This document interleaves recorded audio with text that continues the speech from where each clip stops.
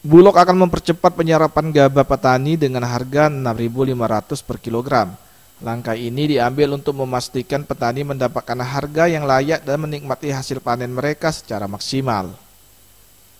Wakil pimpinan Bulog Sumsel Babel Rasiwan mengatakan, pihaknya akan tetap berusaha semaksimal mungkin untuk secara bergiliran bergantian menyerap seluruh hasil panen petani dengan harga Rp6.500 di sentra-sentra panen.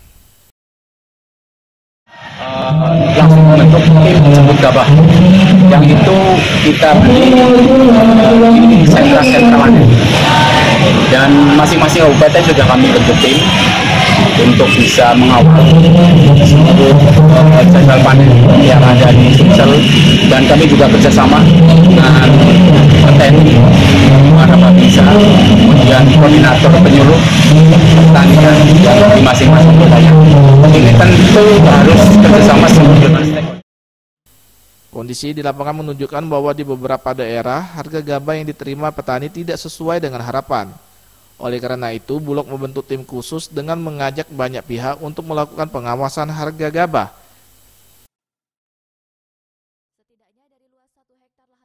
Memang semuanya kita harus sama-sama